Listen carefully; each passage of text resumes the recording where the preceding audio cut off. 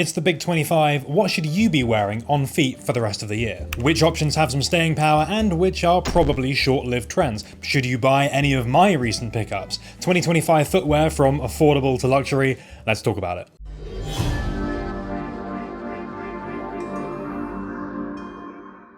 2025 is not about sneaker trends, and that's a good thing. Times have changed since the 2010s, when streetwear culture and sneaker culture were pretty closely linked. If you were into street fashion, you wore sneakers and you cared about the biggest releases, you wanted whatever was reselling highest at the time. Now I genuinely feel like we're getting more and more options open to us. More brands are popular, more styles are popular, resale prices are lower, more shoes go on sale. I'll be showing plenty of examples within popular looks and trends, including some of my favorites, so you can find out what resonates best with you. And we're starting off with what has been a really popular category this year, something I'm calling the minimal midsole. Lower profile shoes have been mega popular, with silhouettes like the Samba and the various other Adidas options absolutely taking over the last couple of years. Now we are seeing an evolution of that, an even lower profile, almost delicate looking, more form-fitting shoe. From Adidas, the Tokyo and Taekwondo, just look at how close it puts your sole to the ground with this real form-fitting shape. The Puma Mostro has also been mega popular, leading to them releasing all kinds of variations, from jellies to ballet shoes to this amazing 3D printed version. A recent Jound collab was a slightly more premium take, and Aries basically ripped the sidewall apart for their collaboration. Although I don't really like the midsole gradient, this clawed open wave is a really cool look. Some Mostro versions even have a more technical look to them. I've been tempted by these on a few occasions, and now the Talon OG is bringing that similar futuristic sportswear energy, which I could definitely see myself rocking. An underrated alternative is the H Street, specifically this Kith collab. They come in two quite nice colors.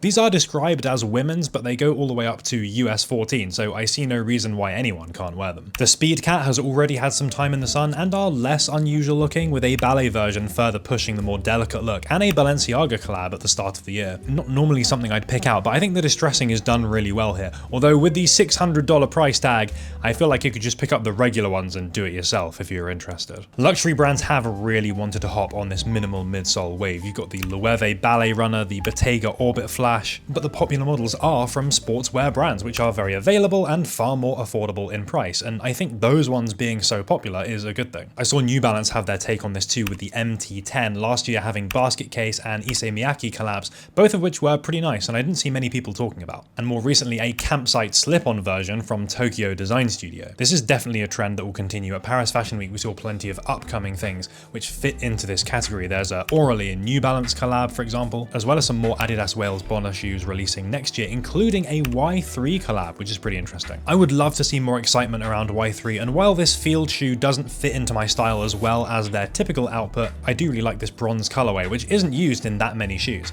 Quite a few Y3 options do fit the bill of this minimal midsole trend though. You've got the Regu, the Country, their version of the Tokyo, all fit this sportier, more futuristic style and are all available on sale. If you're Team Nike though, the Total 90 is the one to look at. Like the Samba, these have footballing roots, but these wear that sporting influence a lot more on their sleeve.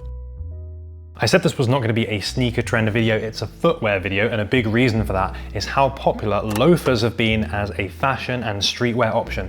This summer it feels like the thing to wear is a pair of jorts or pleated shorts, white socks and loafers. And indeed there are good options at all price points, from COS and M&S if you're in the UK, Duke and Dexter and GH Bass in the mid-range, and Prada and Gucci at the luxury end. Two reasons why I like their popularity is it's encouraging people to experiment with smarter styles, myself included, reminding them that sneakers are not the only option for casual day-to-day wear, and that this trend is pretty price and brand agnostic. This isn't sneaker culture where everyone needs to be seen in the hottest new loafer release. New or vintage, luxury brand or no brand, the focus is much more on the overall look that it creates as part of an outfit, and I think that's a much healthier way to view what's going on your feet. You have a chance to find something good for yourself rather than a prescribed on-trend or cool option. I've mentioned them already in videos, but my loafer pickup was this £25 pair of Prada ones that I got from Facebook Marketplace. You absolutely can enjoy these looks on a budget. However, loafers also opened people's eyes to other types of smart footwear, and I'd maybe suggest that some of these alternatives, with loafers already being so popular, are starting to be a little cooler. This year I've seen Timberland boat shoes a lot. They make an easy alternative to the loafer. Again, many brands will do these. I've seen people recommend slippers and leather sandals. These are like a smarter alternative to the form-fitting shoe that we looked at earlier. These Bottega ones look great, but let's be honest, no one's dropping $1,000 on shoes. Le Mer have some nice ones. Even Clarks though, much more affordable option, they still look good. Derbies are maybe a little bit too smart for many people or for most street styles, but variations of them, like the Paraboot Michael, which have already been pretty popular, are a good option. Particularly this version with the textured deer leather over the super smooth and high shine stuff you often see used. A Wallaby fits nicely into this space too, a shoe which has never been ultra cool, but also never really been uncool. It just slides into people's styles fairly effortlessly, and the sheer number of collaborations and variations means that there's probably a version of these that you personally will find interesting. I've seen both described as ugly cool, and I think there's some truth in that. There's an intentional manipulation of the normal derby or moccasin proportions, but in a way that isn't too attention-grabbing and ultimately fairly tasteful. This reminds me in fact of an upcoming New Balance shoe, almost like a Wallaby sneaker crossover. We've had the wave of Snowfers, and now sportswear brands are coming to sneakerize other types of smarter footwear too. Nike in fact are finally dropping their loafer crossover. Too little too late, some might say, when the Mizuno and New Balance loafers have already been cleaning up, and the New Balance ones are still pretty popular. But at least they bring a slightly different look to the table than those ones, and I have no doubt that going forward, more sportswear brands will be attempting more versions of these crossover shoes to greater or lesser degrees of success. A related category of shoe here is the low-top hiking boot. The Gorpcore sneaker has definitely passed its peak of popularity, and now if you're looking for an alternative to that, you might find yourself looking at DMA, Rower, but rather than those full hiking boots which were popular a year or so ago, a lower version uncovering the ankle, which sits more in multiple worlds. The Hiking Patrol in DMA and Pazzo, for example,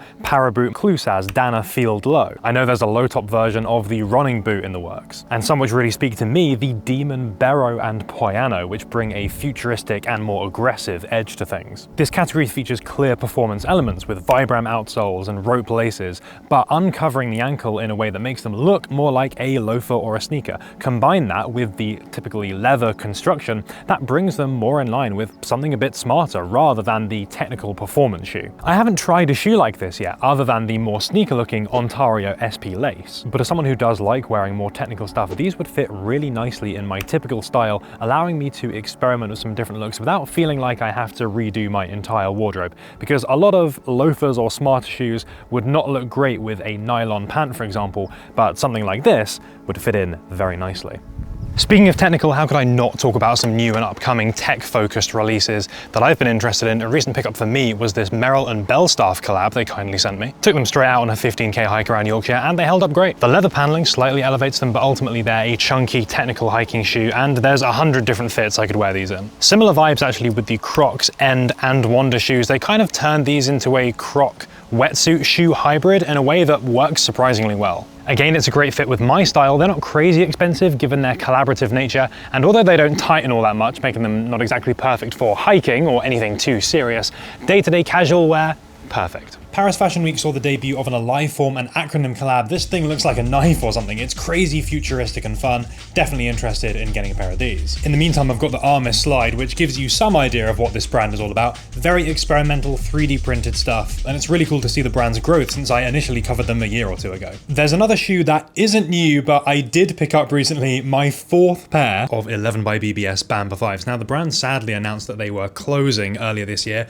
which means no more of these. I've always thought garment dyeing shoes is so cool. It gives them so much personality. Every single one is unique, and okay, these are not the most wearable of the Bamba colorways, but the dichotomy of super technical silhouette and super cute color definitely appeals. It's also rare to see these in my size of UK 11.5, and these were on sale. I think these were like 50% off, as all my pairs have been, so I was definitely keen on picking these up. I think next, maybe the green ones. Definitely a shoe that's not a trendy item. These are kind of similar to the Salomon XT4, but something that I personally really like, and I'm always going to rock something like this. The only recent example of garment dyeing I've seen has been from 316 and Saucony, further blurring the running and fashion lines with this nice little collection. Saucony definitely a brand that's under most fashion fans' radar, but they do have the occasional hit. Another upcoming fun one, collab with Adidas and Mr. Bailey, called the Araku Yagi. Mr. Bailey's been picking up a cult following for sellout sneaker releases and a few other fun designs with other brands. And this is another one that will go perfectly with a technical pant. Love the little heel shelf here, kind of reminds me of the Cold Wall and Converse boots.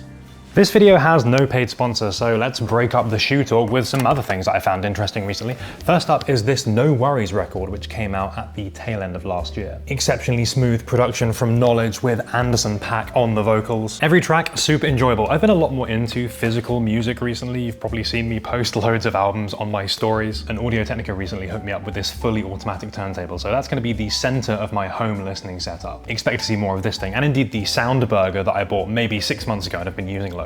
I also really like niche art and design reference books, and this one fits perfectly into a little cross-section of my interests. It's all about graphics card box art. Historically, brands went crazy with different characters and visual styles right at that time when 3D home graphics were really taking off. Loads of great inspiration here. Also been suckered into buying Pokemon cards recently, and I got a few nice ones from Destined Rivals and the Black and White set. I also had the idea of collecting sleepy Pokemon cards, so that's a work in progress. It's hard to find a place for miscellaneous things I enjoy, but I do really like sharing them. We probably have something in common. But enough of that, let's get back to the topic at hand. Yes, touching on another recent trend, flip-flops. We saw these at numerous runways over the last season. There's something about pairing the flip-flop, the ultimate casual shoe, with something else unexpected that is getting people kind of excited. Obviously, this is something you can use almost any brand to engage with. Very cheap to do if it resonates with you. Personally, I've never really been a flip-flop guy, so I'll probably give this one a miss. And this is a good point for me to say, when I'm talking trends in this video and things that are popular, that is not a good enough reason by itself to buy something, or indeed something not being on trend or not super popular is not a good enough reason to completely avoid it. Definitely exercise your own taste with this stuff as well. That's why I'm showing a lot of options within each category, including some of the ones that I personally like, even though they're not necessarily the coolest or the most popular. What shopping within these trend categories will give you though is choice. Lots of brands will be wanting to put out these kinds of shapes that people want to buy, and retailers will be buying in more of them, more colorway options. They might hit the sales if retailers overorder. All of those things are good for us rather than being forced to pick between one or two different shoes. And the availability, the number of different models and styles are available, means that whatever your favorite thing is, you're unlikely to be picking exactly the same thing as everyone else out there. Something I have been seeing more of, which I do think has a little bit more going for it though, is the inclusion of extra details and embellishments to shoes. Embroidery, extra laces, you name it. The upcoming Adidas and Song for the Mute collab I think fits in this space. These collabs have been going a while now. There's been a few models. Super underrated in my opinion. Very few people seem to talk about them, but I have liked pretty much every one that's come out. Colors are great, tasteful use of mixed materials. In this most recent collab, we are fitting into that form-fitting shoe trend as well. Cecilie Banson collabs always do this with her signature flower motif. This new Asics collab, the Gel Cumulus 16, is no exception. I love this look. It's like looking at growing plants through frosted glass or something. Very cool. Nike have a different take on flowers with the crocheted Nike General. Very cute, love this idea.